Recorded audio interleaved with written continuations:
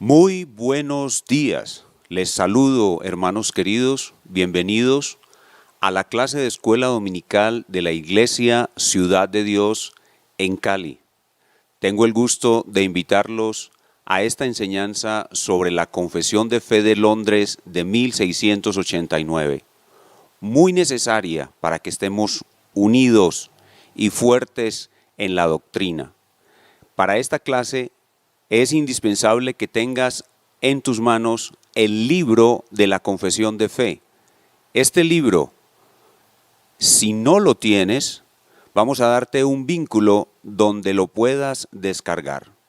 Debes tenerlo en tu mano para poder seguir las enseñanzas.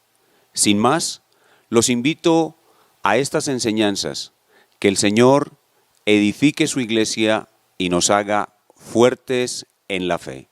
Dios les bendiga. Vamos a empezar esta clase, la que compete al día de hoy. No sé si pueden quedar más cerquita, mejor, porque así no voy a gritar. Es que voy a hablar pues con un tono de voz fuerte, pero no tan alto, ¿cierto? Y usted me va a escuchar fácil, no va a hacer tanta fuerza para escuchar.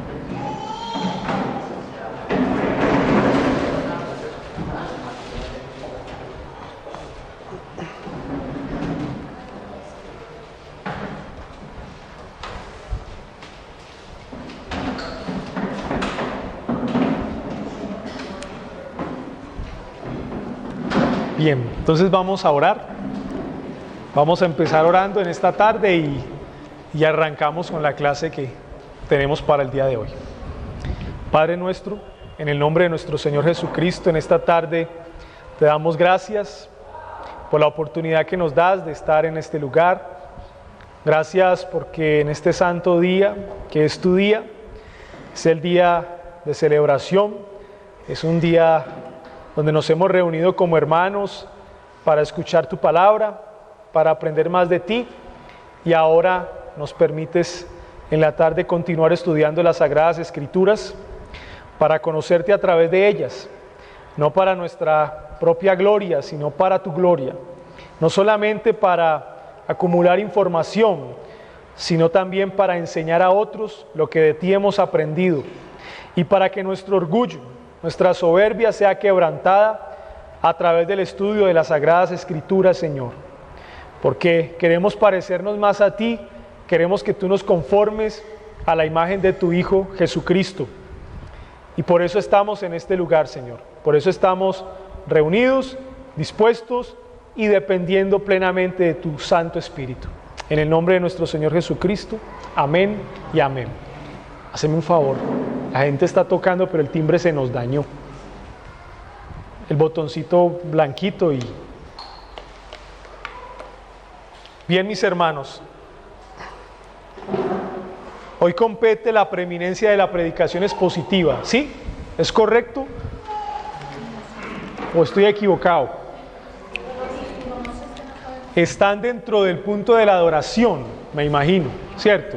Entonces sí compete. Sí compete. Yo quiero que me acompañen a la confesión de fe, primeramente, en el capítulo que habla de la adoración.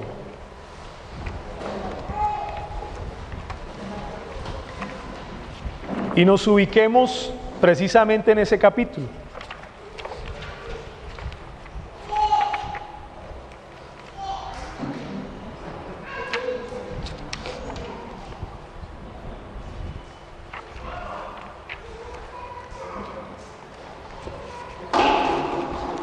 Y antes que nada, lo que debemos entender primeramente cuando hablamos de la predicación expositiva es qué es predicación y por qué es expositiva. Hay una cosa que nosotros debemos entender cuando estudiamos y es siempre buscar las causas en lo posible de las cosas. Nosotros no nos podemos conformar con los meros efectos. Los efectos es lo que nosotros vemos y las oraciones ya construidas, los términos construidos. Por ejemplo, nos dicen, vamos a estudiar sobre la predicación expositiva, pero no nos explican qué es predicación y qué es expositivo. Entonces, el error que uno comete como estudiante es que uno adquiere la información ya construida. Y esa misma información construida es la que uno le da a los otros. Pero nadie sabe por generaciones por qué, o qué significa, o cuáles acontecimientos ocurrieron para que ese término se diera. Así que, ¿qué es predicación? Y para entender el término de predicación necesitamos irnos bien atrás, al periodo incluso griego, cuando la comunicación de una persona a otra, comunicando un mensaje específico que acorta la distancia entre el que enseña y el oyente, se le empezó a llamar homilía. Homilía, de ahí viene el término homilética. ¿Y qué es la homilética? La homilética es el arte de la predicación. Y en ese arte de la predicación, que es el arte de saber comunicar el mensaje a un grupo de personas, un mensaje específico, dentro de esa homilética hay una predicación que es expositiva, es decir, que tiene características específicas, que hacen que la persona que está transmitiendo esa información acompañe esa información con elementos específicos, con características específicas. Y eso es lo que vamos nosotros a investigar. Bueno, si es predicación, ¿por qué se llama expositiva? Acompáñenme entonces a esta base bíblica en 2 de Timoteo capítulo 4, antes de ir a la confesión de fe. 2 de Timoteo capítulo 4, versículo 1 al 5. Vamos primero a las Escrituras, vamos a revisar estos textos, a ver qué nos dice acerca de la predicación. Alguien que lea 2 de Timoteo 4, del 1 al 5. Esto delante de Dios y del Señor Jesucristo, que juzgará a los vivos y a los muertos en su manifestación y en su reino. Que predique la palabra, que esté a tiempo y fuera de tiempo, redarguye, reprende, exhorta con toda paciencia y doctrina, porque vendrá tiempo cuando no sufrirán la sana doctrina, sino que teniendo comezón de oír, se amontonarán maestros conforme a sus propias concupiscencias, y apartarán de la verdad el oído y se volverán a las fábulas. Pero tú sé sobrio en todo, soporta las aflicciones, haz obra de evangelista, cumple tu ministerio. Primero, esta es una carta pastoral. Tiene instrucciones específicas para un pastor de lo que ese pastor tiene que hacer específicamente con una iglesia local. Y dentro de esas instrucciones, Pablo quiere que Timoteo entienda algo que debe guardar. ¿Y qué debe guardar él? La fiel predicación de la palabra, versículo 2. Que predique la palabra dentro de la iglesia local. ¿Cuándo? En todo tiempo. Esas son las respuestas que nos da el texto. El mismo texto nos las está dando. ¿Delante de quién? Delante de nuestro Señor Jesucristo, que cuando tú predicas se convierte en un juez. O te recompensa si lo haces bien, o te castiga si eres infiel. Por eso el versículo 1, te encarezco delante de Cristo, juez tuyo. Bien, ¿cómo lo voy a hacer? Bueno, redarguye, versículo 2, reprende, exhorta con toda paciencia y doctrina. Así que aquí hay elementos de una buena predicación. Esa predicación debe llevar a que el Espíritu Santo redarguya a los oyentes, debe a reprender a los oyentes y debe exhortar a los oyentes con toda paciencia y argumentos humanos. No, doctrina, dice el texto, y doctrina. En otras palabras, ya el predicador expositivo es una persona que va a transmitir un mensaje específico. ¿De dónde?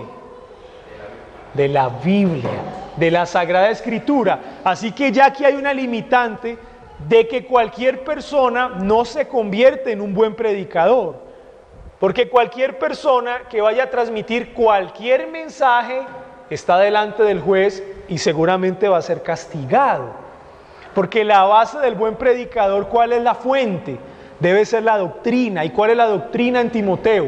Las palabras de nuestro Señor Jesucristo los apóstoles y el Antiguo Testamento, es decir, la propia Escritura. ¿Por qué razón debemos predicar la palabra del Señor en nuestras iglesias locales? Versículo 3. Porque vendrán tiempos muy fáciles. Esa es la razón. No. ¿Vendrán qué? Tiempos difíciles. ¿Cuándo qué? Esa es la razón. Mire que el texto nos está diciendo cuándo debemos hacerlo en todo tiempo. Esto es para un pastor, para un predicador, en todo tiempo hágalo. Delante de un juez, que es nuestro Señor Jesucristo, por lo tanto hágalo bien. ¿Cómo lo voy a hacer? Que redarguya, que reprenda y que exhorte. ¿Cuál es tu fuente? La Biblia. ¿Por qué razón lo vas a hacer? Porque va a llegar el tiempo en que van a haber muchos predicadores, pero malos predicadores. Esa es la razón. Y va a haber personas que les van a gustar esos malos predicadores y se van a amontonar a escucharlos. Y aquí hay algo que hay que entender y es lo siguiente. Las iglesias que tienen un falso predicador, muchas, no todas, son iglesias grandes, numéricamente. Y uno se pregunta ¿por qué? ¿Por qué una persona se queda tanto tiempo en una iglesia de esas cuando alegua ser que ese predicador está diciendo algo que no es? Y nosotros no estamos muy lejanos de esa realidad. ¿Por qué duramos tanto tiempo ahí metidos? Cuando uno le escuchaba y uno, interesante lo que él está diciendo, pero como que no concuerda con la escritura, pero uno permaneció ahí. Y muchas personas permanecen. ¿Por qué? Porque nosotros estuvimos escuchando lo que escuchamos porque era lo que queríamos escuchar. Esa es la razón. ¿Y cómo sé yo esa razón? Versículo 3, es que ahí dice. Entonces, hermano, cuando a usted le pregunten, hombre, usted ahorita se dice reformado, muy bonito, es muy bueno, que es bíblico, no, excelente. ¿Y usted entonces por qué duró tanto tiempo en esa iglesia? Una razón, entre muchas, hermano, porque es que yo quería escuchar lo que ese pastor decía. Esa es una razón. Y estábamos cómodos con lo que esa persona decía. Claro, habían ciertos elementos de ignorancia, de negligencia a la hora de estudiar todo eso, ¿cierto? Pero una razón que nos da Timoteo es que las personas están, ¿dónde están? Porque quieren estar. Y las personas escuchan lo que escuchan porque es lo que quieren escuchar. Entonces, en el momento en el que usted dice, no, pero vamos a ser bíblicos, usted ya se incomoda con la enseñanza. Y entonces usted ya le empieza a picar algo y se empieza a mover y dice, no, esto no puede seguir así. Y usted empieza a investigar qué está pasando. ¿Pero cuándo? Cuando usted dice, no, es que me siento incómodo. ¿Cuál es el peligro de permanecer? Versículo 4. Y apartarán de la verdad el oído y se volverán a las fábulas. En otras palabras, cuando nos quedamos ahí, va a haber un momento donde la verdad definitivamente desaparece. Y si desaparece la verdad, escuchen esto, cuando la verdad empieza a desaparecer de una iglesia local, la iglesia local está a un paso de convertirse en una sinagoga de Satanás. Eso es lo que dice Apocalipsis. Está a un paso de ser una sinagoga de Satanás. Cuando la verdad empieza a desaparecer. Porque una característica de las sinagogas de Satanás, ¿cuál es? Si la verdad empieza a desaparecer, ¿cuál es la característica? La mentira. La mentira. La mentira envuelta en argumentos muy bien presentados, con una mezcla de oratoria, una mezcla de muchas cosas. Entonces hay que tenerlo en cuenta. Primera de Timoteo 4:13. Primera de Timoteo 4:13. ¿Qué dice? Alguien que lo lea.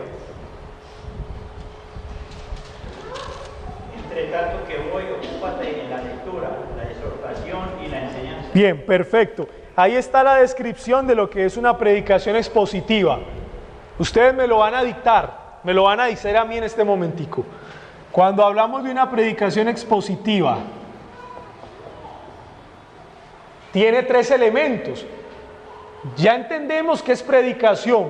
Es un señor, una persona que se para a transmitir un mensaje a unos oyentes sobre un tema específico, en este caso la escritura. Pero cuando se convierte en expositiva, hay 3 elementos. Ahí dicen los 3 elementos. ¿Cuáles son? A ver, ustedes me los van a decir. Primero, lectura. Muy bien. Exhortación. ¿Y el tercero? Muy bien.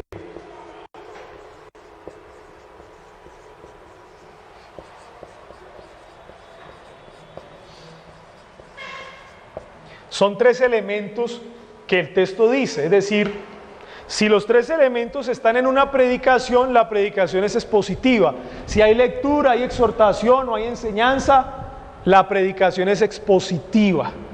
De ahí viene el término expositivo. ¿Cómo también lo podríamos decir? Si hay lectura, hay explicación y hay aplicación. Son los mismos 3 elementos: lectura, explicación y aplicación. Y esos 3 elementos son los que forman la predicación expositiva. Si una predicación no tiene estos 3 elementos, lectura, explicación y aplicación, no es expositiva. ¿Cómo usted se da cuenta cuando una predicación es expositiva? 3 elementos. ¿Cuáles son? Lectura, explicación y aplicación. Cuando el predicador habla y nunca lee el texto, ¿qué tipo de predicación es? No, ¿cierto? Cualquier tipo de predicación menos bíblica, menos expositiva, porque no hay lectura. Y eso es muy de moda. Ahora pasa el predicador, el pastor muy famoso de una iglesia local, y él va con la Biblia en la mano. Y él deja la Biblia ahí y empieza a hablar. Y yo me acuerdo que en 1995, cuando el Señor me llevó a Jerusalén, yo vi y empieza el hombre a hablar, y no, historias muy bonitas, sí, que usted puede hasta llorar escuchando y todo. Y usted dice, uy, qué enseñanza. Hay cosas que uno dice, uy, qué vida la de este hombre, sí, pero ¿qué predicó? No, nunca abrió la Biblia. Al final termina diciendo, muchas gracias por su atención, Dios les bendiga, amén. Y dice, pero nunca abrió la escritura, nunca. Entonces, la lectura de la palabra del Señor es un elemento importante en la predicación expositiva. Segundo, la explicación. Se debe explicar. Pregunto, ¿qué se debe explicar? El texto que el predicador escogió, no otro. Ese texto es el que se debe explicar. ¿Cómo lo debe hacer? Bueno, según la capacidad que el Señor le dio a ese predicador, porque no todos los predicadores son iguales. Según esa capacidad, Él lo explica. Tercero, lo aplica a la iglesia. Lo aplica a la iglesia. En otras palabras, cuando usted escucha un sermón, ¿cuál es la pregunta que usted se debe hacer? ¿Cuál es la pregunta realmente? ¿Usted ha pensado en eso? Cuando usted escucha un sermón, ¿cuál es la pregunta que usted se debe hacer al finalizar el sermón? Pero en palabras castizas, bueno, ¿esto para qué me sirve? Es decir, ¿de qué me sirve a mí venirme a escuchar un señor a dar un sermón casi de 1 hora? ¿Para qué sirve eso? ¿Cuál es la diferencia de yo leer la Biblia en mi casa? Pues, cierto, de ponerme a leer comentarios bíblicos en mi casa, para escuchar a un señor 1 hora ahí. ¿Eso de qué me sirve? Ah, bueno, ahí viene la aplicación. Es porque el predicador me va a decir a mí qué tengo que hacer en una situación o momento determinado de mi vida. Y eso es crucial, porque es que al final es eso lo que me va a edificar a mí completamente, porque si no hay aplicación, la explicación nos edifica hasta cierto punto, porque es información nueva que estamos recibiendo, sí, pero no sabemos qué hacer con ella. ¿De qué me sirve saber cuál es la correcta interpretación de un texto bíblico si yo no sé para qué me sirve el texto bíblico? Entonces, ¿cuándo se completa la edificación?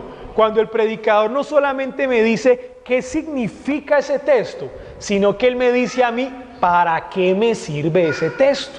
Y cuando yo entiendo y digo, es que yo tengo que hacer esto en estos momentos de mi vida y el Señor me va a ayudar, eso es diferente. Entonces usted sale del culto, usted sabe lo que tiene que hacer. Usted se va para su casa y dice, yo tengo que hablar con esa persona. Mire la predicación, el Señor me habló, yo tengo que decírselo. Pero ya sé cómo decírselo, es que yo no sabía cómo, pero hoy escuché, sé cómo decírselo. O tengo tantas áreas que cambiar en mi vida, yo no sabía cómo hacerlo, hoy aprendí cómo hacerlo.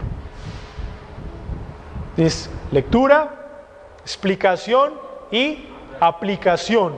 3 elementos de la predicación expositiva. Estamos. ¿De dónde lo sacamos? De 1 Timoteo 4:13. Ahí está. Segunda de Timoteo 3:15. Segunda de Timoteo 3:15.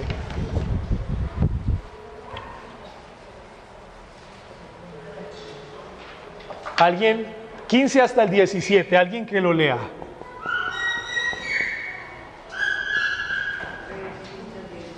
Y que desde la niñez has sabido las sagradas escrituras, las cuales te pueden hacer sabio para la salvación por la fe que es en Cristo Jesús.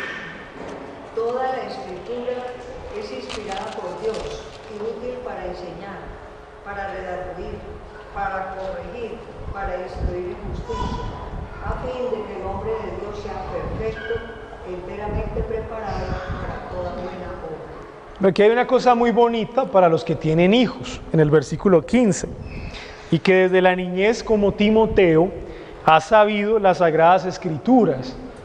Bueno, y ¿cuál es la primera pregunta que uno le hace al texto? ¿Cuál? Que desde la niñez ha sabido las sagradas escrituras. ¿Cuál es la pregunta? Obvia. ¿Cuáles escrituras? Pues esa es la primera pregunta, porque es que Pablo le está escribiendo a Timoteo en el 66 después de Cristo y el canon del Nuevo Testamento no había sido completado y habían libros que hacen parte del Nuevo Testamento que estaban girando alrededor de muchas iglesias locales. ¿Cuáles son las escrituras específicamente hablando? El Antiguo Testamento, muy bien. Timoteo conoció el Antiguo Testamento, tal vez algunos escritos del Nuevo que llegaron a sus manos, pero específicamente el Antiguo, las cuales te pueden hacer ¿qué? ¿Sabio para qué? ¿Por la fe en quién? No, pero ¿cómo así? No es el Antiguo Testamento, pues. O sea que con leer, explicar y aplicar el Antiguo Testamento una persona puede ser salva. ¿Y por qué? Porque habla de Cristo. ¿Y cómo yo sé que Timoteo entendió que el Antiguo Testamento habla de Cristo? Porque ahí dice, el versículo 15 dice, te puede hacer sabio para la salvación por la fe en Cristo Jesús. O sea que posiblemente su abuela y su mamá eran 2 mujeres que interpretaron el Antiguo Testamento a la luz de nuestro Señor Jesucristo. Eran 2 mujeres cristocéntricas. O sea que cuando ellas les explican a Timoteo el Antiguo Testamento, le decían, aquí, ¿dónde ves a Cristo? Le decían a Timoteo. Y Timoteo empezaba a buscarlo y le explicaban dónde estaba Cristo. ¿Ven la importancia? Pero tuvo que haber un ejercicio de estos, versículo 16. Entonces, toda la escritura es inspirada por Dios. Toda escritura, toda. O sea, no hay ninguna parte de la escritura que no lo sea. Eso se llama inspiración plenaria y verbal. No existen grados de inspiración y toda es inspirada por el Señor. ¿Con qué propósito? Mencióneme en el primero. Propósito 1, para enseñar. Segundo, para. Tercero, para. Cuarto, para. Muchos buenos propósitos. Son propósitos que describen una predicación expositiva.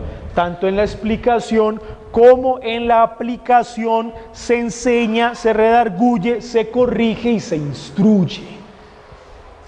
Versículo 17. ¿Cuál es el fin mayor? ¿A fin de qué? El hombre de Dios sea perfecto. Perfecto es qué. La predicación expositiva nos hace perfectos, pero ¿qué es perfecto? Obediente.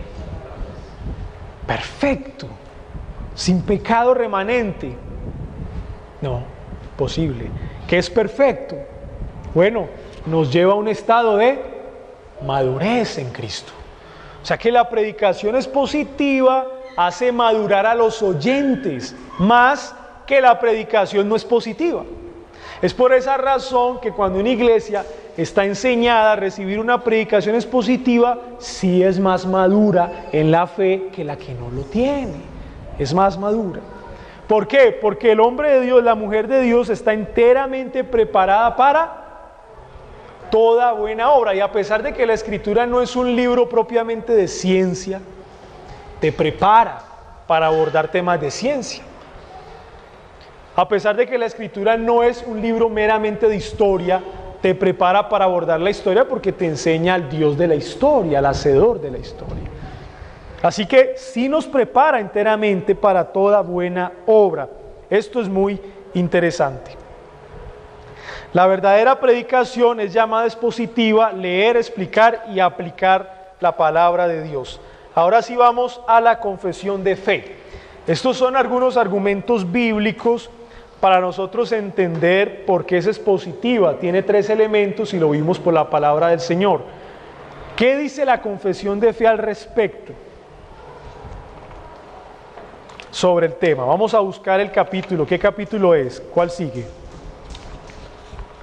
¿Tienen la confesión de fe ahí? ¿Qué capítulo es?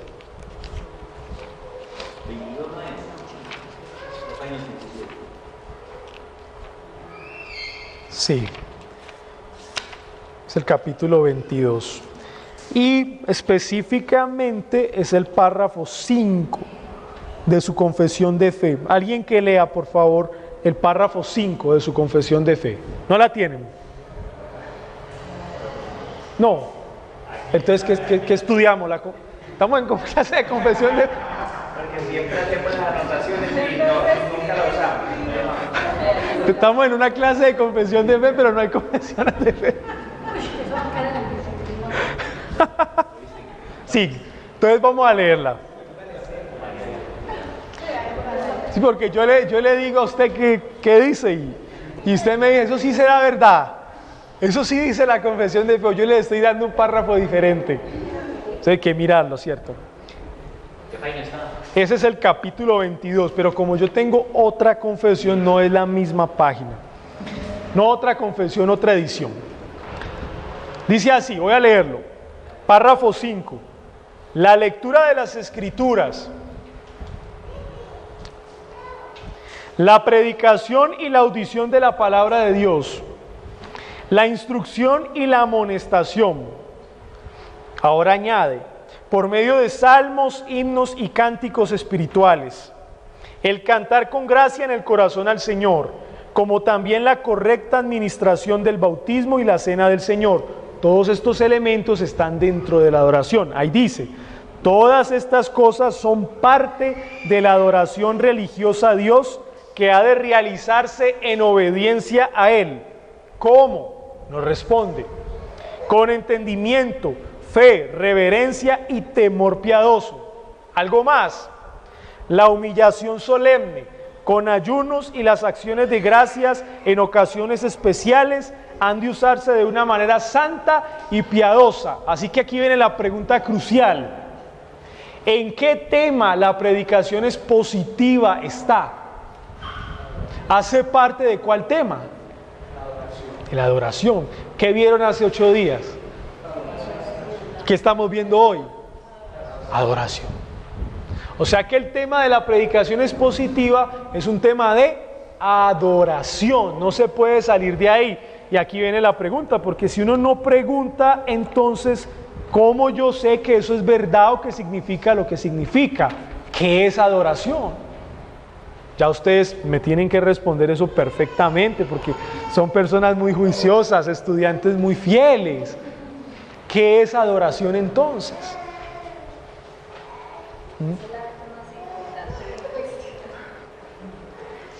Es el acto más importante de un cristiano. Por eso es que la participación en la iglesia se llama culto y adoración. Es la humillación, es donde hay una participación exactamente. Entonces, la adoración o es el todo o hace parte del todo. Es el todo. La adoración es el todo. La adoración es el todo. Y dentro de ese todo hay partes. Como por ejemplo, la predicación expositiva es una. La lectura de la palabra, que hace parte de la predicación expositiva. ¿Cuál más? Los cánticos, himnos, salmos. ¿Qué más? La correcta administración de los sacramentos. Está el bautismo, está la cena. Hace parte de la adoración. O sea que la oración también. La ofrenda por acá. Sí. Así que la adoración es el todo, es el todo. Y la predicación expositiva es un elemento que conforma la adoración. Hermano, vamos a predicar la palabra de Dios. Hermano, hagamos unos cánticos. ¿Para qué? Para adorar al Señor. Entonces, ¿qué vamos a hacer? ¿Cómo así? No, pero es que usted va a predicar. ¿Y entonces qué es eso? ¿Adoración? Eso es adoración al Señor. No, pero necesitamos cantar para adorarlo. Seguro que usted necesita cantar para adorar al Señor. ¿O será que necesita cantar como elemento de adoración? Es diferente. Vamos a predicar la palabra del Señor. El solo hecho de predicar la palabra del Señor es adoración a Cristo. Así que el fiel predicador adora a Cristo fielmente. Y los fieles oyentes de la predicación adoran a Cristo fielmente. Todo concatenado desde el principio hasta el fin. Correcto. Total. Sí, Señor. Por eso es que los himnos hacen parte de la predicación. Ahora, por eso es que cuando hablamos de himnos, cánticos y salmos y todo esto, ¿qué es? Es la palabra de Dios cantada. Y si no es literalmente cantada, son letras que salen de la palabra del Señor. Porque ¿cuál es la adoración más segura? La palabra de Dios. Por eso decimos, mi canción es tu palabra. En este caso, mi predicación es tu palabra, Señor. Así que la predicación expositiva hace parte de la adoración, porque la adoración es el todo. Es por eso que un creyente puede adorar al Señor en cualquier lugar.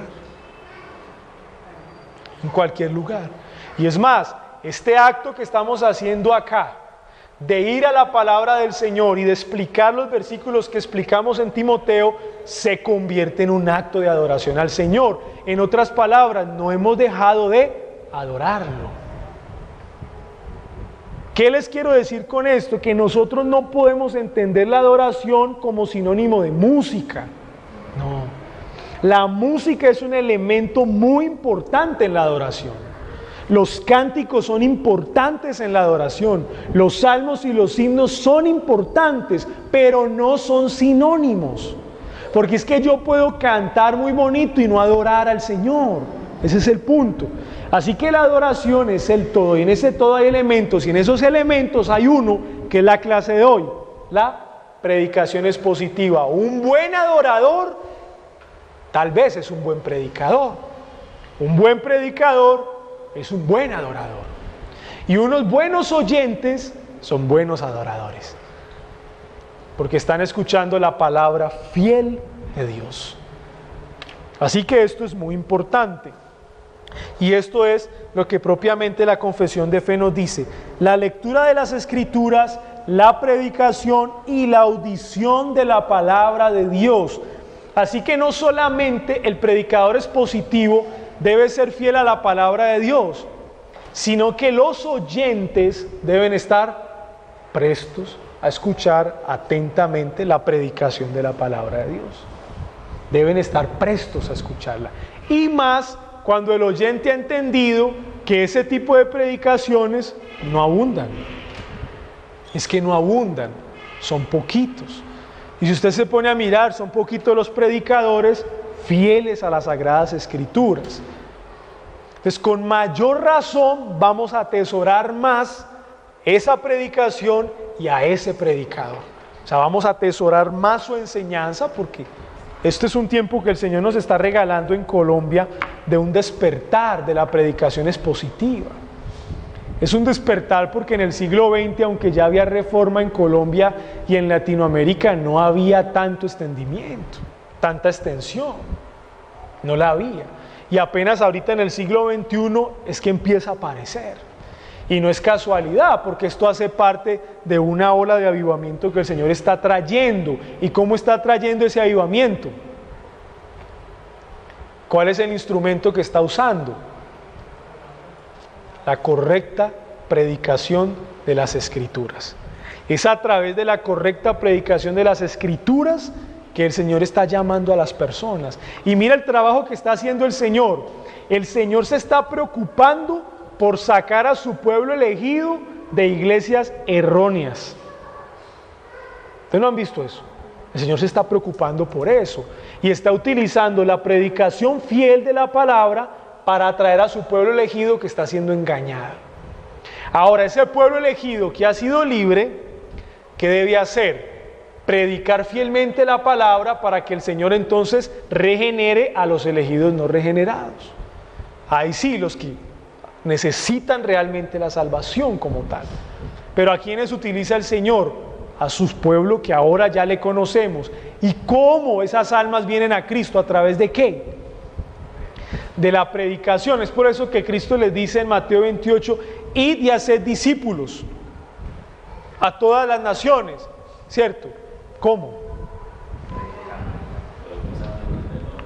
Pero ¿cómo se traen? ¿Cómo se hacen discípulos?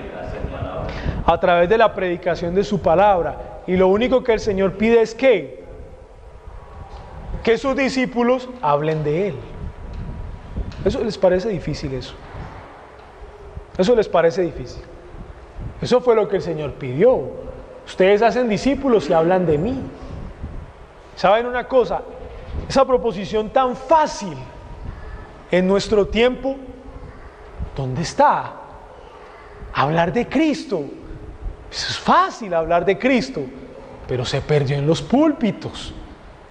Es más, los predicadores expositivos no solamente muestran a Cristo en el Antiguo Testamento, sino que deben mostrar a Cristo ¿dónde? En el Nuevo Testamento. Y encontramos personas predicando textos del Nuevo Testamento y no hablan de Cristo. Y uno dice, ¿por qué? Porque presuponen que como es el Nuevo Testamento, automáticamente habla de Cristo. ¿Quién dijo? ¿Quién dijo?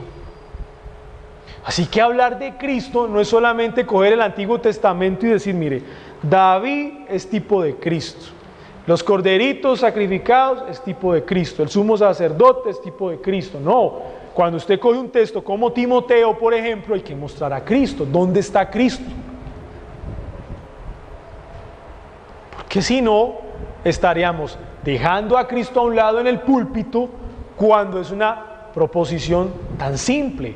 Vayan y hablen de mí para que hagan discípulos. Así que el cristiano debe tener en cuenta Cristo desde principio a fin, y el predicador, que es expositivo, bueno, un tema principal de su exposición, ¿cuál es? Es Cristo. Y yo diría que el predicador se debe preocupar por mostrar a Cristo en todo el sermón. En todo el sermón.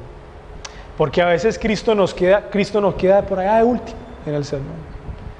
¿Y dónde está Cristo en este texto, hermanos? Pues ya, de último. Y ya 2 punticos y con aplicaciones.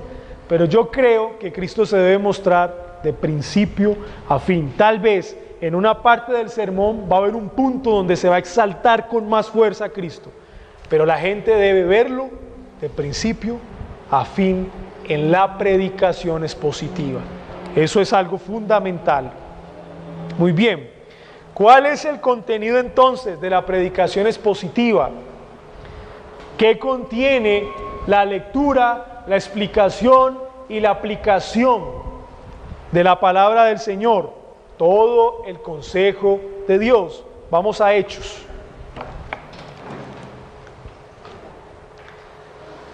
Vamos a Hechos, capítulo 20.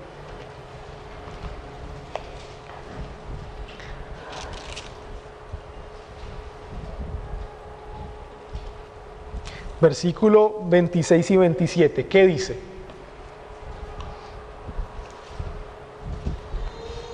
Por tanto, yo os protesto en el día de hoy, que estoy limpio de la sangre de todos, porque no me he rehuido a anunciaros todo el consejo de Dios. ¿Y qué es todo el consejo de Dios según el libro de los Hechos 20? Todo el consejo de Dios, ¿qué es? Es todo el consejo de Dios. Eso es todo lo que Dios ha dicho.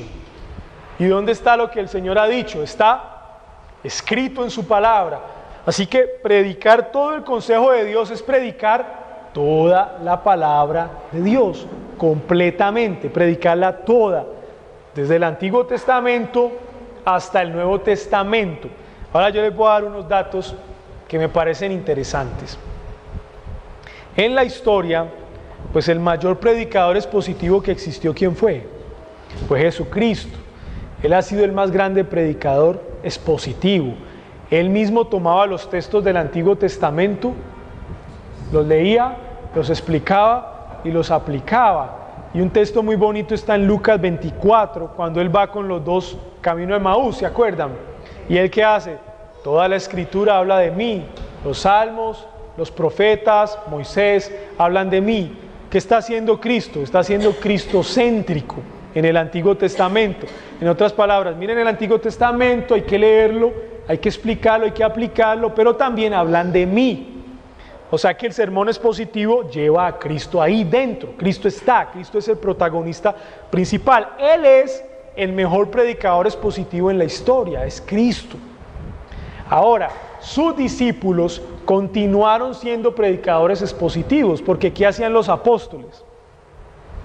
Predicar de lo que Cristo les había dicho, o sea que eran fieles a las palabras de Cristo y lo interpretaban con Cristo dentro, cristocéntricamente, y lo aplicaban, y ellos no rechazaban nada del Antiguo Testamento. Usted se va a dar cuenta que el Nuevo Testamento va a interpretar el Antiguo Testamento.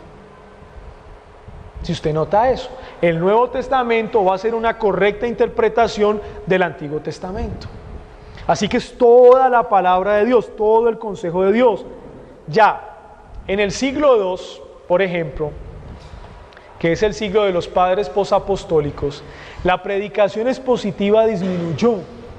Es decir, que estamos pasando de un siglo a otro, y del siglo I de los apóstoles al siglo II de los padres, entró un elemento que le hizo daño a la predicación expositiva.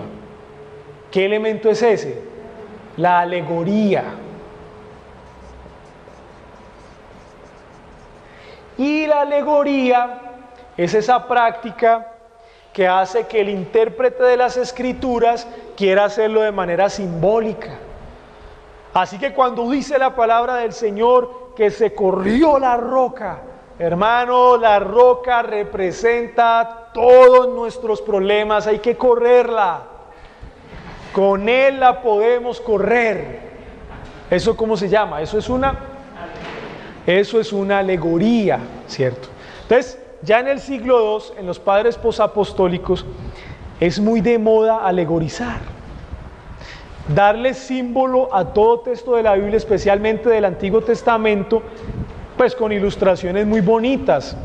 Y cuando iba el Señor en la barca y detuvo la tempestad, así mismo nosotros, ante cualquier problema, cualquier tempestad, parémonos en nuestras barcas y reprendamos los problemas, hermanos, así como Cristo reprendió la tormenta. Y usted escucha, usted dice, no, usted hasta los vellitos se paran, usted dice, uy, no, sí, qué palabra, no, usted sale a reprender los problemas. Y a veces hasta funcionaba, ¿cierto? Pero eso es una interpretación alegórica. Miren el paso, estamos en el siglo I, Cristo el mejor predicador expositivo, los apóstoles, y pasamos al siglo II y ya hay un quiebre, ya hay alegorías, ya hay muchos intérpretes que están interpretando como quieren, y se construye una casa que se convirtió en una casa de interpretación, una escuela que se conoció como la Escuela de Alejandría. ¿Dónde quedaba esa escuela? En Alejandría. ¿Y quién era la persona que dirigía esa escuela? Orígenes. Orígenes. Un padre posapostólico llamado Orígenes. Entonces Orígenes se convirtió en uno de los más grandes intérpretes y predicadores alegóricos. Eso ya pasó, eso ya hoy no existe. ¿Cierto? Ahora sí ya. Entonces, ¿qué pasa? Que no hay nada nuevo. Usted se pone a ver y no hay nada, todo ya se dijo en la historia, en algún momento ya se dijo. Entonces, Orígenes fue un predicador alegórico, por ende no fue expositivo. ¿Por qué? Cuando yo soy alegórico de esos 3 puntos, ¿cuál estoy violando? Cuando yo soy simbólico y doy símbolos de los 3 puntos, de los 3 elementos que conforman una predicación expositiva, ¿cuál estoy violando yo? Pero principalmente, empecemos por el primero, la lectura. Porque la lectura es literal. Literal. O sea que cuando yo leo un texto y lo interpreto simbólicamente, estoy violando la lectura. Porque es que la mera lectura del texto ya nos da explicación y nos da aplicación directa. Porque el primer elemento de la interpretación es hacerlo literalmente, hasta donde se deba hacer literalmente. Pero es el primer aspecto. Entonces, cuando uno es un predicador alegórico, empieza desde el principio mal. Ya la mera lectura se ha violado. Acompáñenme a Nehemías. Vamos a mirar algo en Nehemías. Capítulo 8 de Nehemías. Alguien que lo lea hasta el versículo 8. Correcto. Pero la persona que lo va a leerlo bien. O sea, haga de cuenta que usted está predicando. Ahora las hermanas no lo van a leer. El que quiera leerlo. 8 del 1 al 8. Bien.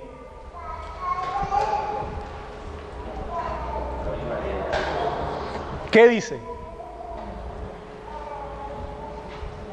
Y se juntó todo el pueblo como un solo hombre en la plaza que está delante de la puerta de las aguas. Y dijeron a Esdras, el escriba, que trajese el libro de la ley de Moisés, la cual Jehová había dado a Israel. Y el sacerdote Esdras trajo la ley delante de la congregación, así de hombres como de mujeres y de todos los que podían entender. El primer día del mes séptimo. ¿Quiénes estaban ahí? ¿Quiénes estaban ahí? Hombres, mujeres y Todos los que podían entender. Ah, bueno, ahí está. Mijo, ¿entiende? Sí, ahí está. Sí, desde que el niño entienda, ahí está. Todos los que podían entender, porque lo que va a hacer Esdras es que él va a dar una exposición elocuente. No. Para que el niño no entienda. No, eso no es lo que él va a hacer. Siga, hermano. Y leyó en el libro delante de la plaza que está delante de la puerta de las aguas, desde el alba hasta el mediodía, en presencia de hombres y mujeres, de todos los que podían entender. Y los oídos de todo el pueblo estaban atentos al libro de la ley. ¿Qué iba a hacer Esdras? ¿Qué hizo Esdras? Leer. Lectura, leer. Él lo que va a hacer es leer delante de todo el pueblo. 4. Y el escriba Esdras estaba sobre un púlpito y de manera que, De madera. el púlpito y de madera que habían hecho para él. Y junto a él estaba Matías, Sema, Anías, Urías, Hilcías y Maasías a su mano derecha, y a su mano izquierda Pedaías, Misael, Malquías, Azul, Asbadanán, Zacarías y Mesulam. Abrió pues Esdras el libro a los ojos de todo el pueblo, porque estaba más alto que todo el pueblo, y cuando lo abrió, todo el pueblo estuvo atento. Bien interesante la posición del que lee. Está más alto que todo el pueblo. Sí, no es una casualidad que el púlpito se ponga arriba. No es casualidad, pues es bíblico, ¿cierto? Versículo 6. Bendijo entonces Esdras a Jehová, Dios grande, y todo el pueblo respondió, amén, amén. Alzando sus manos, se le humillaron y adoraron a Jehová, inclinados a tierra. Dejémoslo ahí. ¿Cuál fue la respuesta del pueblo a la lectura de Esdras? Amén. Palabras de alabanza. Esa fue la respuesta. ¿Y Esdras qué hizo? Esdras leyó. Y la mera lectura de la Biblia inicialmente proporciona explicación y aplicación. La mera lectura de la palabra de Dios. Una lectura con sentido no solamente nos da lectura, sino que nos da explicación, con sentido. Y nos dice qué debemos hacer. Es por eso, porque alguien puede decir, hermano, pero es que si usted dice que la predicación expositiva es la que nos va a edificar finalmente, entonces ¿para qué yo leo la Biblia en la casa? Si a la final yo estoy dependiendo de un hombre que me predique para yo saber lo que tengo que hacer, claro, eso es vital. Pero ya este texto nos está dando luz de que como cristianos en nuestra vida personal con el Señor debemos leer la Escritura, porque en la sola lectura hay explicación y hay aplicación. Es por eso tan importante el devocional personal o diario del cristiano, porque él es como si de lunes a sábado el cristiano come solito, cucharaditas con la cuchara pequeña, con la pequeñita, come solito, pero come y se alimenta, come solito. Pero ya el domingo le quitan la cucharita pequeña y le dan una cuchara grande, de madera, esas grandotas. Y ese es el bocado del domingo.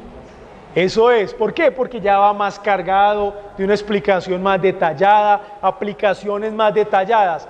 Pero eso no significa que la mera lectura no edifique. Claro que edifica. Entonces, de lunes a viernes nosotros comemos con la cucharita pequeña, pero el domingo nos dan la grande y es con esa que nosotros vamos a alimentarnos. Así que recibimos una porción mayor el domingo, pero en la semana ya nos estamos ejercitando. El predicador alegórico viola el primer punto, porque cuando él lee y lo primero que hace es dar un símbolo, está perdiendo la parte literal del texto. O sea que está violando aún la mera lectura del texto. Y si viola la mera lectura del texto, entonces, por ende, va a violar la explicación y va a violar la aplicación. Así que esta escuela se volvió famosa por eso hasta que se levantó un hombre, un héroe, un padre posapostólico que se llamó Juan. No, el hermano se adelantó 1000 años. 500 años. Sí, se adelantó. Entonces, estamos en los primeros 500 años. Juan Crisóstomo.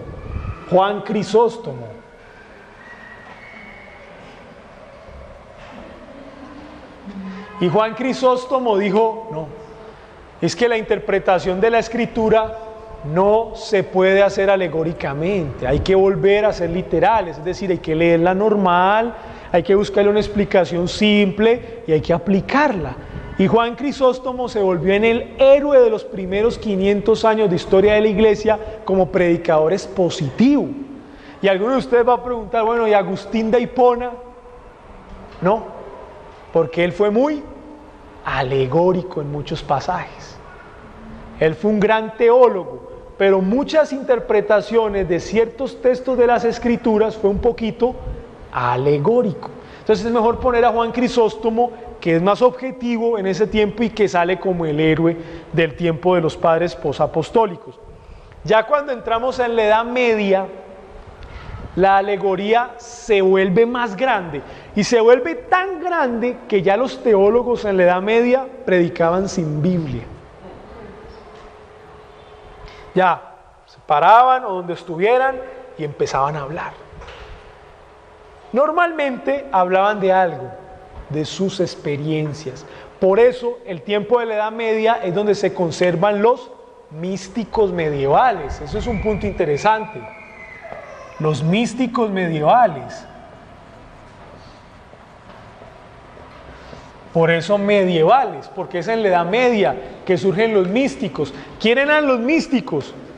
A todo le veían un misterio. Por eso ahí viene la palabra místicos.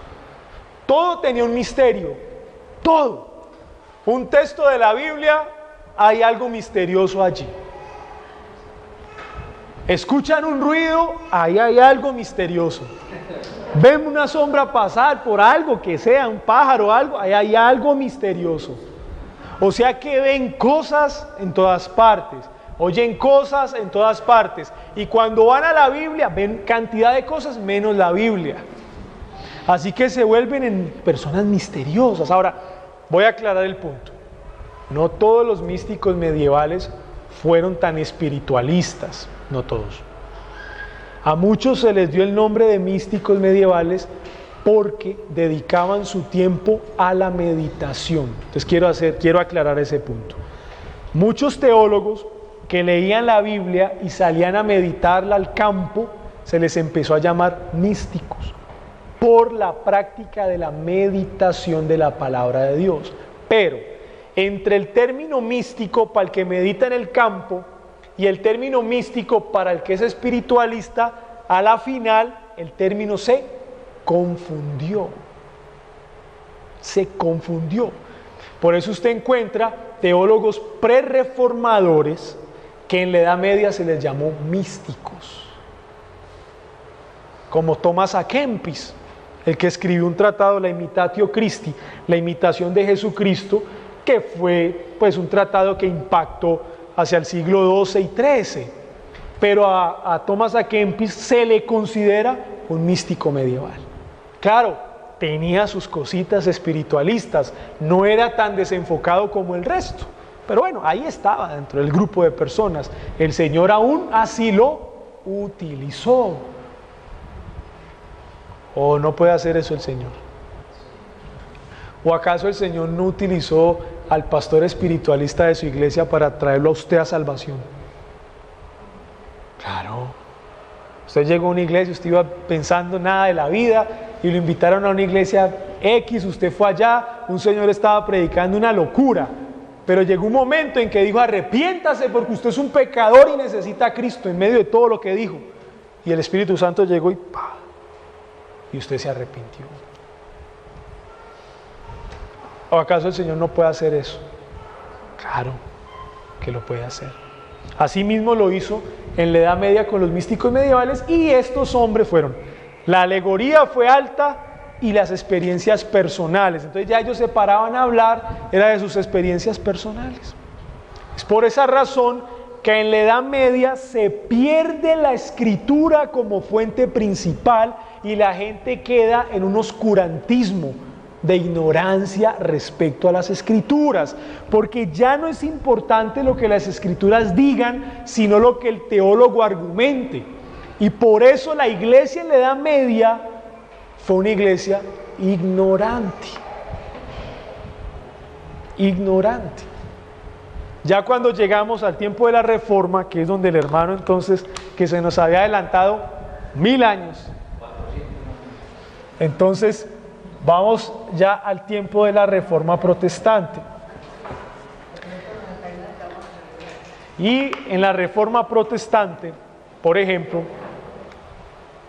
Martín Lutero, cuando él termina su doctorado de teología en Wittenberg, ahí lo ponen como profesor en esa universidad, y él empieza a enseñar los salmos, empieza a predicar los salmos, después predica Gálatas, y después su carta magna a Romanos, que es cuando él realmente comprende como el evangelio en sí. Pero Martín Lutero aplicó una norma, La escritura se debe interpretar a sí misma. ¿Cómo se llama eso? Eso se llama analogía de la fe. Entonces Martín Lutero, ya en el siglo XVI, aplica la analogía de la fe. La escritura se interpreta a sí misma. ¿Y cómo cree que predicaba? Pues mucho mejor que los místicos medievales. O sea, el cambio se vio tremendamente, porque entonces la predicación de Martín Lutero fue una predicación cristocéntrica, donde se leía, se explicaba y se aplicaba la escritura interpretándose a ella misma. Analogía de la fe. La escritura interpreta la propia escritura.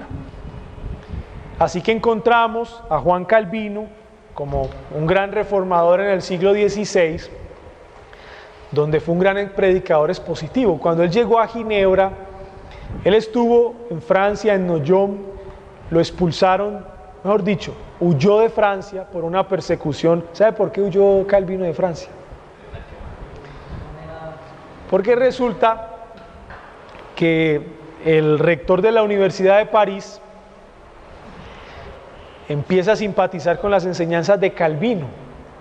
Entonces da un discurso contra la misa, y eso fue un boom. Entonces las personas que estaban simpatizando ya con las enseñanzas de Calvino escribieron unos panfletos y los empezaron a pegar en diferentes puntos de la ciudad de París. Así que el rey dijo: no, vayan por esa gente. ¿Y cuál fue el primer sospechoso? Calvino. Así que Calvino tuvo que desaparecer de Francia. Y cuando él llega a Ginebra, él implementa la predicación expositiva consecutiva. Esa es una clase de predicación expositiva que hay, consecutiva. ¿Qué significa eso? Versículo por versículo, capítulo por capítulo, un libro completo. Así que él llega a Ginebra y dice: no, vamos a predicar el libro de los Salmos. ¿Cómo lo vamos a hacer? Salmo por salmo, por salmo, por salmo, hasta que terminemos los salmos. Vamos a predicar Romanos, dice Calvino en Ginebra. ¿Cómo lo vamos a hacer? Capítulo 1, capítulo 2, capítulo 3, versículo por versículo, hasta que terminemos Romanos. ¿Cómo se llama esa predicación? Predicación expositiva consecutiva. ¿Por qué consecutiva?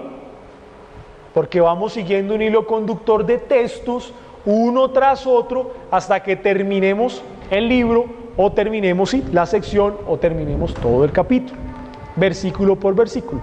En nuestra congregación, ¿cómo se hace la predicación? Expositiva consecutiva, es decir, todo el libro de Juan, por ejemplo. El pastor Julio duró 5 años predicando todo el libro a los Hebreos. El pastor Sergio, 5 años, todo Lucas. ¿Cuánto se va a demorar el pastor Julio con Juan? Por unos 4 o 5 años también. Eso es predicación expositiva consecutiva. Por ejemplo, cuentan la historia que Martin Lloyd-Jones se demoró 12 años predicando Romanos. No, yo al 10º me paro y me voy. 12 años predicando Romanos. Qué cosa tan dura, ¿no? Duro usted sentarse a escuchar solo Romanos. Pero bueno, hay una gente educada, es una gente formada solo para eso. Ahí se quedaron 12 años escuchando una predicación expositiva consecutiva de Martin Lloyd-Jones. ¿Está bien? Está bien. Pero esa es la predicación consecutiva. Entonces, cuando Calvino llega a Ginebra, dice: bueno, si vamos a ser expositivos, muy bien, vamos a leer, vamos a explicar y vamos a aplicar. Pero aparte de eso, vamos a ser consecutivos. ¿Y sabe qué pasó? Lo expulsaron. Porque como él llegó a implementar tantas cosas, lo expulsaron con el pastor de Ginebra, Guillermo Farel, y se fueron para Estrasburgo. Ya en su segunda visita a Ginebra es que logra cambiar muchas cosas que en la primera no se pudieron cambiar, entre ellos la predicación expositiva.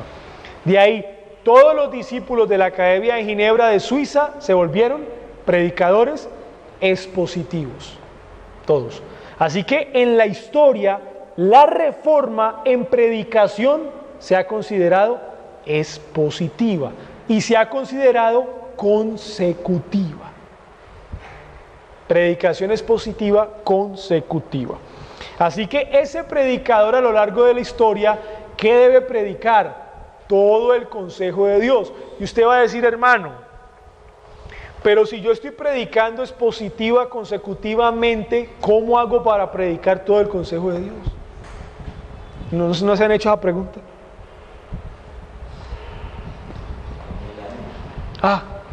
¿Cómo hacemos?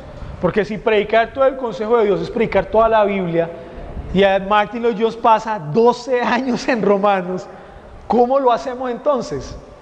Un libro tiene contenido en toda la escritura porque no sale el contexto. Correcto, ahí hay una gran ventaja, y es que cuando usted estudia una carta, un libro completo de la Biblia, ese mero libro de la escritura contiene la verdad de toda la Biblia. Eso es algo tremendo que solo pasa en la Biblia. Por eso cuando las personas dicen, bueno, ¿y yo cómo sé que ese libro es la palabra de Dios? 666 libros diferentes, cada quien escribió, es que es por lo mismo, porque es un libro que contiene 66 libros más pequeños, escrito en un tiempo de casi 1500 años, y no hay contradicciones, mantiene el mismo hilo conductor, exalta a la misma persona que es Cristo y habla de la misma persona con veracidad que es Cristo. ¿Cómo se llama ese libro? La Biblia es el único. Antes, al contrario, antes eso muestra la confianza que le debemos tener a la Biblia. Mucha confianza. Así que, hasta el tiempo, mis amados hermanos, dentro de la tradición reformada,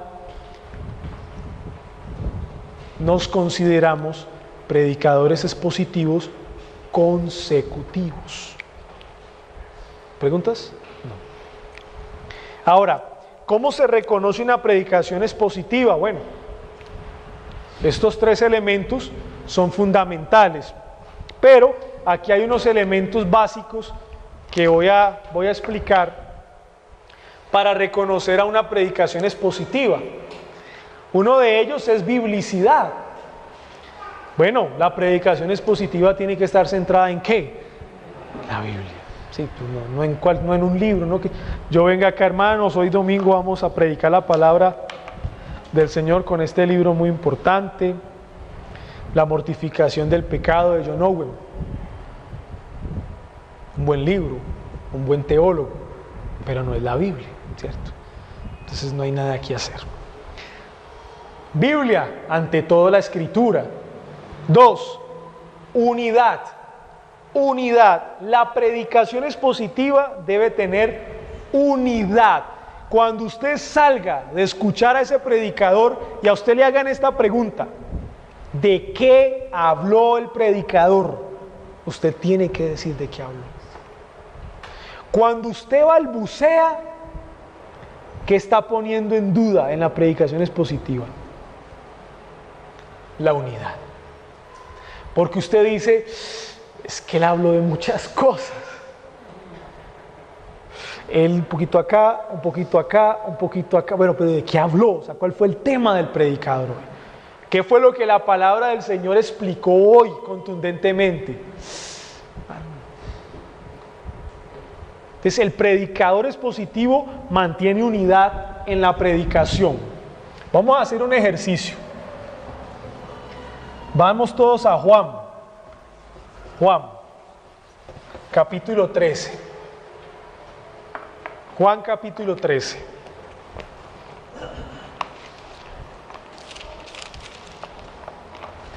Versículos 34 al 35. Alguien que lea esos dos versículos. Juan 13, 34 al 35. Un mandamiento nuevo os doy, que os améis unos a otros, como yo os he amado, que también os améis unos a otros. En esto conocerán todos que sois mis discípulos, si tuviereis amor los unos por los otros. Biblia, Juan 13, 34 al 35. Ese es el texto que vamos a predicar hoy. Bien, unidad. ¿Cuál es la unidad? ¿De qué habla el texto? Es el amor. ¿Especialmente en qué? El amor, pero ¿qué? Ahora volvamos a leer. Un mandamiento nuevo os doy, que os améis unos a otros como yo os he amado, que también os améis unos a otros. En esto conocerán todos que sois mis discípulos si tuvieren amor los unos con los otros. El tema es el amor, pero ¿cómo? Mandamiento, porque es que no es casualidad que diga un mandamiento nuevo os doy.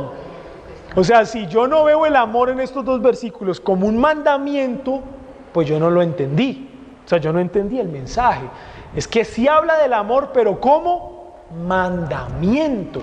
Y ese término mandamiento ya le da peso al mensaje y el oyente ya siente la carga. Ah, no, es que no es una opinión, es un mandamiento. Entonces, vamos a darle unidad. ¿De qué hablaron hoy? Del amor, pero del amor como mandamiento. O sea, el Señor nos manda a amarnos los unos a los otros. El mandamiento del amor.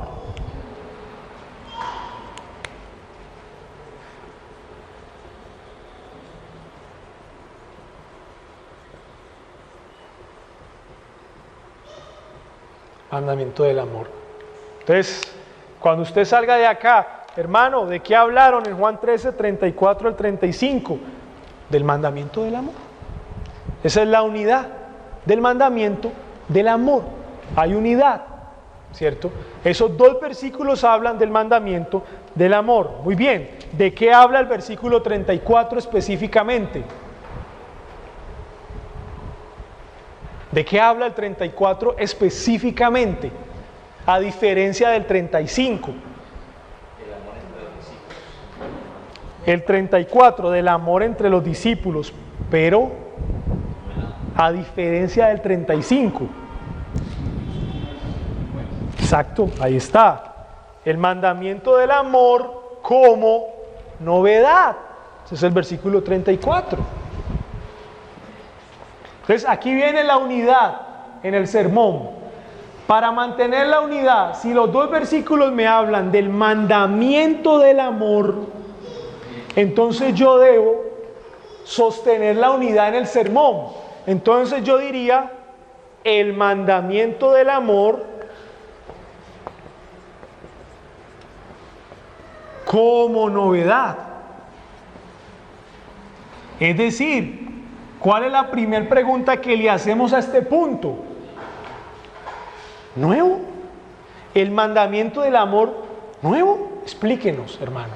El texto tiene que dar la explicación, no yo, es el texto. Entonces, si aplicamos eso, hermanos, el primer punto de este sermón es el mandamiento del amor como novedad. La pregunta que le hacemos al punto es ¿cuál? ¿Cuál es la novedad del mandamiento? Dígame usted, versículo 34, ¿cuál es?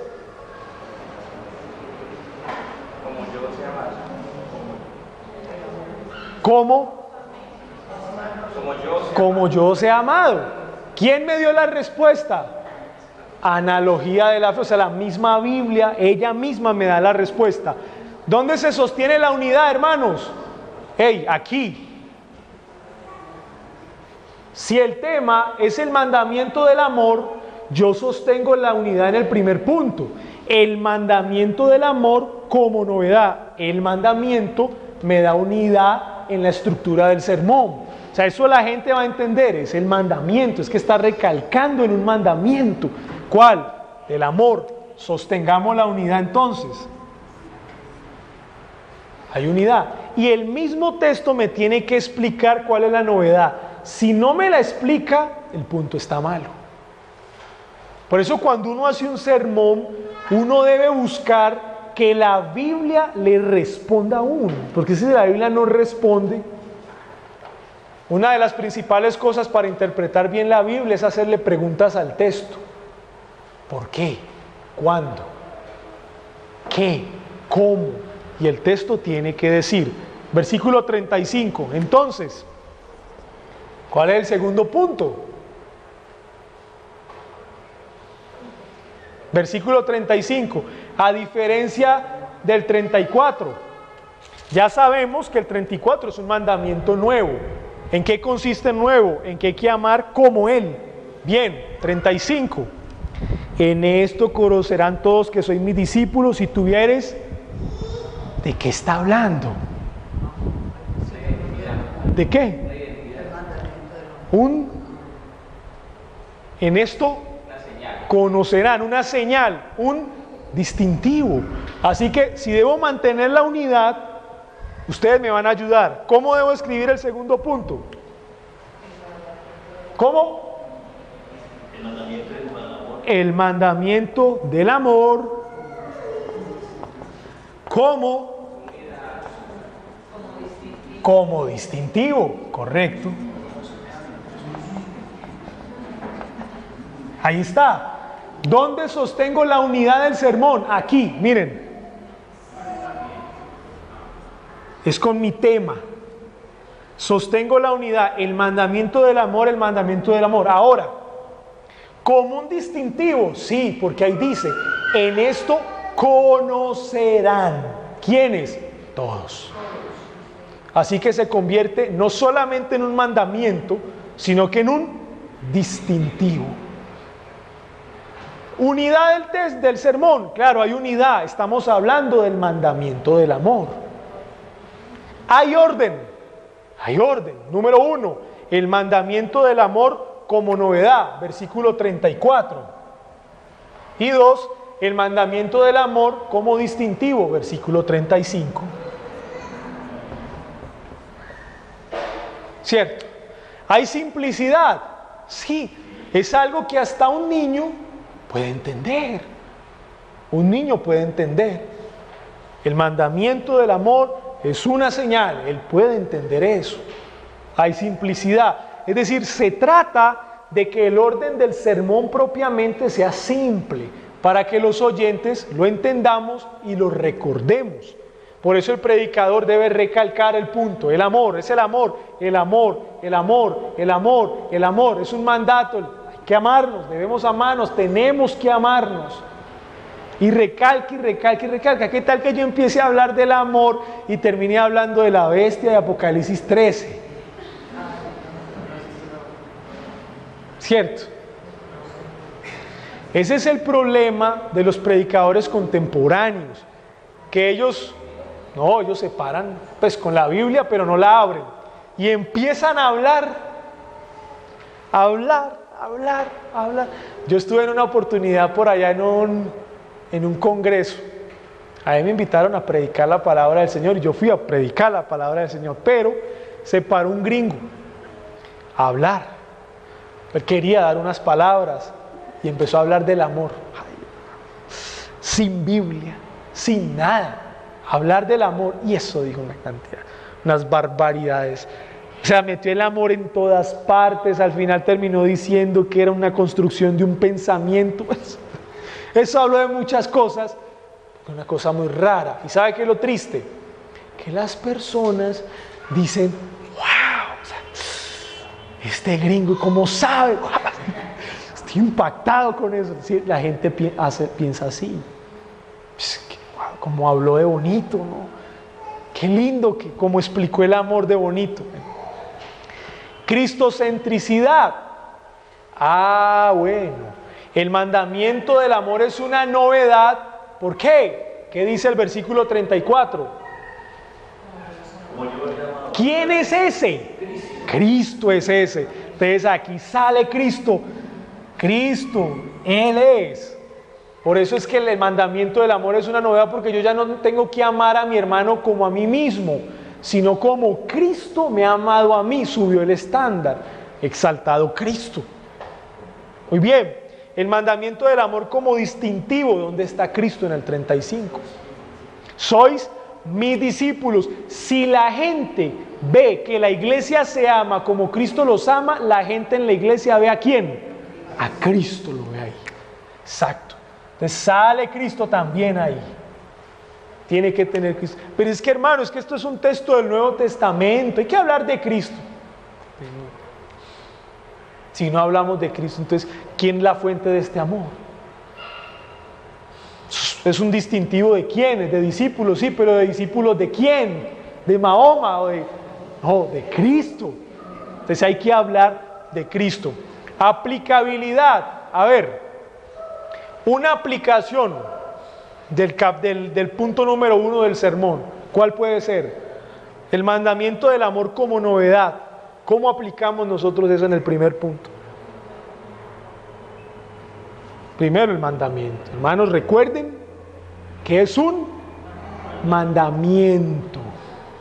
Y es nuevo porque ahora como iglesia debemos amarnos como hermanos, ajustándonos al estándar.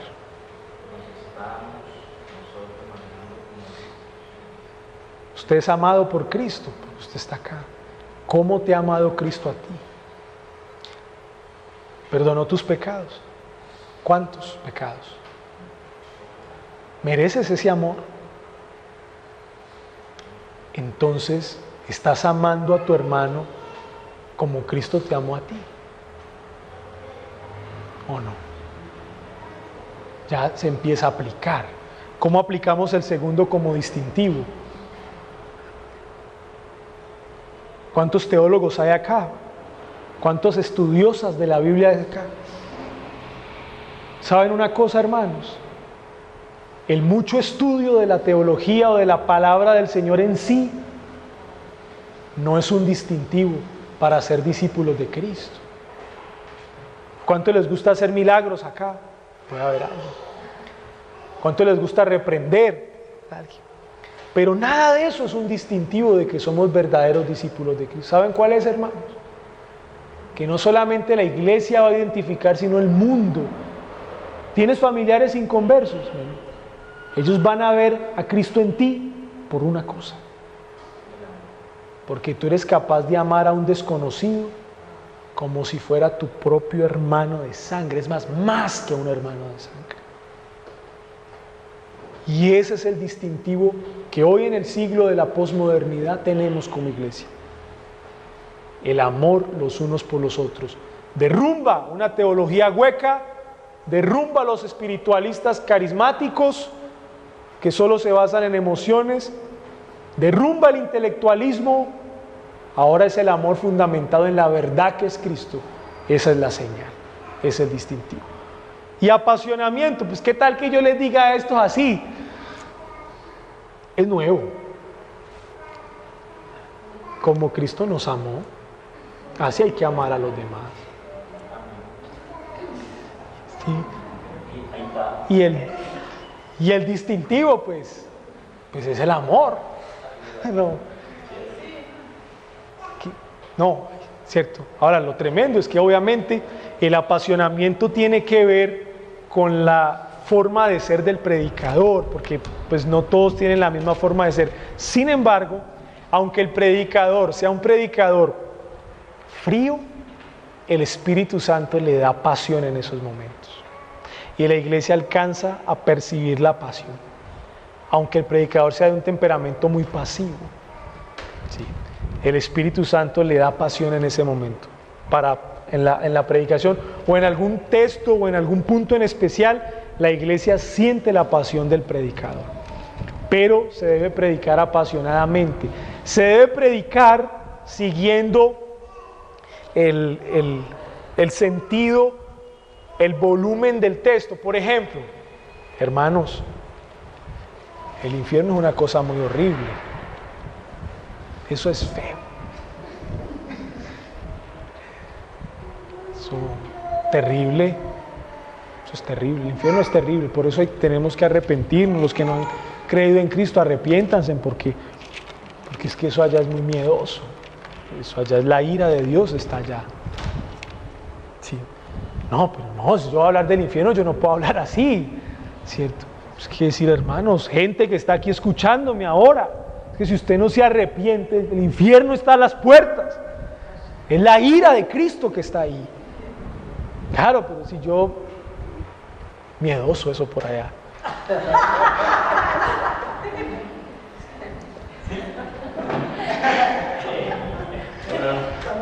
Imagínese usted. En la predicación del pastor Sergio.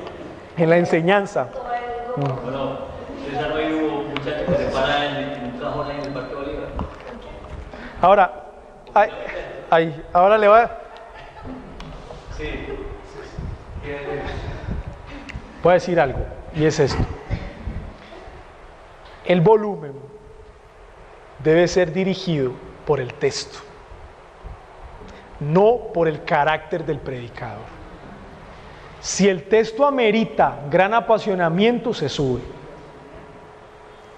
Pero si el texto no amerita gran apasionamiento, se baja. El predicador pentecostal no entiende esto, porque el predicador pentecostal mantiene en las nubes. ¿Por qué? Porque un texto bien triste, un texto triste, hermanos, pero él está gritando, él grita. No, pues es que estamos tristes porque el texto es triste, pues hay que bajar la voz y que se sienta. Por ejemplo, Jesús lloró, entonces empieza la gente con emoción a manejar acción. Ahora, se puede manejar cierto tipo de emoción si se sigue la correcta interpretación del texto. Porque si yo voy a manejar cualquier tipo de emoción en pasajes que no lo ameritan como tal, estoy manipulando a la iglesia. Entonces es el propio texto el que me debe a mí controlar mi apasionamiento, no soy yo, es el texto.